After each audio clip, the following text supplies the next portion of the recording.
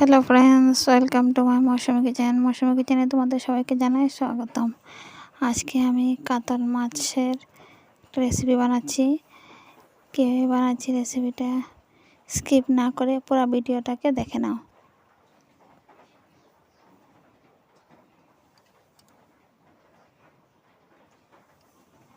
এখানে মাছগুলোকে আমি ভেজে নিচ্ছি, ভেজে তুলে নেব। ভাজা হয়ে গেছে। এখানে আমি নিয়ে নিলাম কারকল, আলু, টমেটো, শুকনো লঙ্কা, কালো জিরে সম্বাসের জন্য, পেস্ট করে রাখা পেঁয়াজ বাটা, হলুদের গুঁড়ো, জিরের গুঁড়ো, লঙ্কার গুঁড়ো আর নুন। তেলটা গরম হয়ে গিয়েছে, তার মধ্যে দিয়ে দিলাম 2টি শুকনো লঙ্কা, তারপরে দিয়ে দিলাম কালো জিরে,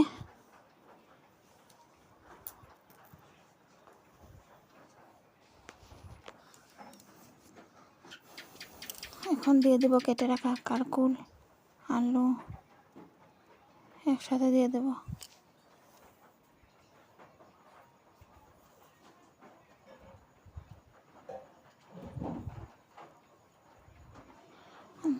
এখন ভালো করে ভেজে নেব। এই যে হালকা একটা কালার এসে গেছে।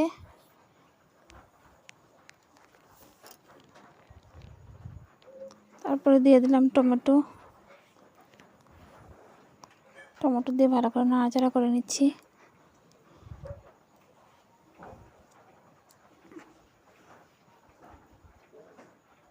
তারপরে 1 চামচ হলুদের গুঁড়ো, 1 চামচ জিরার গুঁড়ো, 1 চামচ শুকনো লঙ্কার গুঁড়ো, আধা চামচ নুন আর পেঁয়াজ বাটা দিয়ে ভালো করে নাড়াচাড়া করে নেব।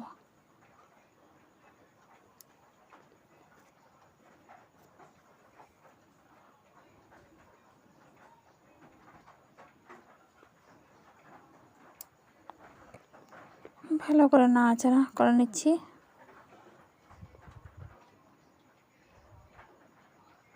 এখন সামান্য পরিমাণে জল দিয়ে দিলাম।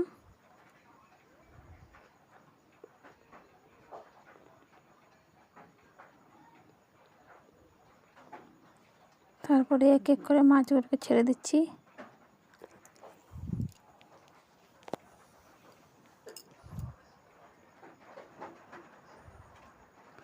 পাঁচ মিনিটের জন্য ঢেকে রেখে দেব। আবারও ফিরে আসলাম। দেখো কি সুন্দর একটা কালার এসে গেছে।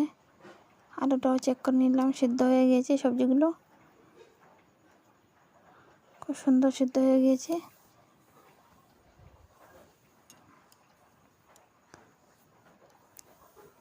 তারপর দিয়ে দিলাম 1 চামচ গরম মশলা। এখন আস্তে আস্তে নামিয়ে নেব।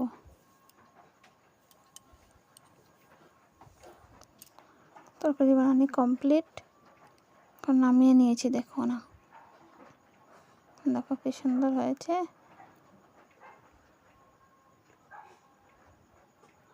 কি সুন্দর কালার এসছে।